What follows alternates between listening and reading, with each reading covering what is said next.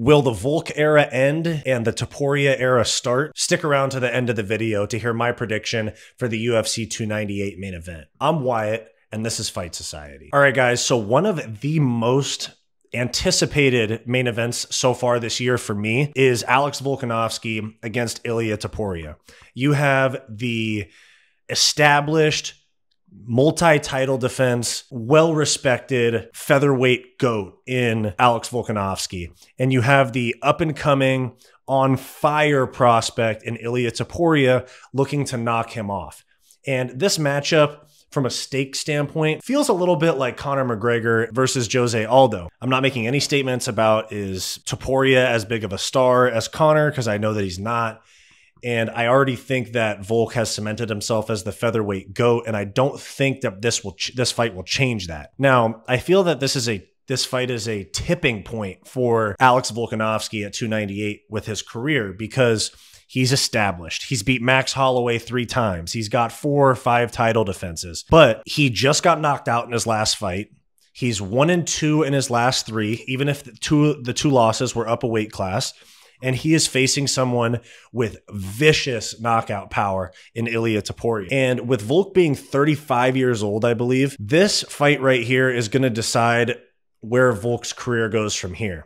If Volk loses the belt, if he loses in vicious fashion with a KO or an early finish loss, things are going to look a little bleak for Volk's career. And that might be a little bit of a controversial statement from me, but 1-3 in his last 4 if he loses this fight, and especially if he gets knocked out, that would be back-to-back knockout losses. If Volk wins, he has a plethora of options, and you know, the doubt that has been cast on Volk since the last Islam loss will most likely be gone. And I think that Volk may even move up to 55 full-time after this fight, because this division is looking pretty empty for contenders besides Topuria. Now, there's a lot of stakes around this, because if Volk wins and stays at 45, I think that means that Max Holloway stays at 55. If Volk loses, I think that Max could come back down to 45 to try to fight for that belt against Topuria. There's a lot of moving pieces, especially with them booking Max Holloway at 155. If Topuria wins, then it's most likely an immediate rematch for Volk, given the amount of title defenses. If you're Volk, do you even want to keep fighting if you lose this next one to Ilia Topuria? Because you've made a ton of money, multiple main events, pay-per-view points, and all of that. You're the featherweight GOAT. If you lose back-to-back knockout losses, lose the belt, do you really want to climb that ladder again? It's the same conversation as Kamaru Usman. There's like almost nobody left for you. So, I mean, obviously Usman is an 85er now from what we've been told. And that makes me think that if Volk loses, he will get an immediate rematch if he wants it. But I could see it being either retirement, which I don't want to see, but I could see it happening, or up to 55 on a permanent basis. You know, these guys get older. They don't necessarily want to cut all of that weight.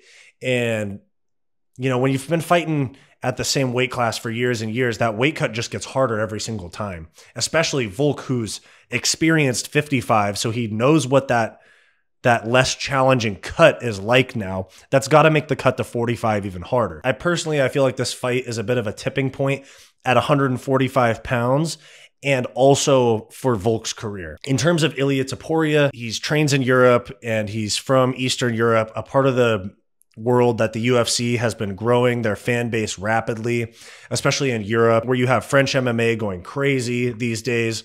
You have a slew of talented British fighters. You have Tom Aspinall, Paddy Pimblett, and, you know, Lerone Murphy's ranked, Leon's champ. European MMA is probably in the best spot as a whole that it's ever been in. The UFC would love to spread the wealth around and have champions from different countries, especially given that they had Izzy, they had Rob Whittaker, and they had Volk all as champs from the New Zealand and Australian region. They've gotten that audience brought in. I feel like doing an event in Spain would be a big deal, or even somewhere further east. Ilia Topuria would unlock a lot of that, and I don't think that he's the star that he thinks he is. I keep seeing him call for Conor McGregor and things like that, and I'm not saying he's not a star, but I just don't think he's there yet. And a big knockout win over the featherweight GOAT in Volk could really do a lot for him in that regard. With all of that said, when it comes down to the technicalities of the fight, Volk is very well-rounded in grappling and striking with the kicks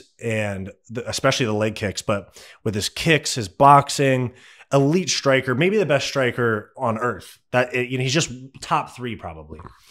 And Ilia Topuria has shown good grappling. He's submitted a couple of guys, and he has dealt with very good grapplers such as Ryan Hall.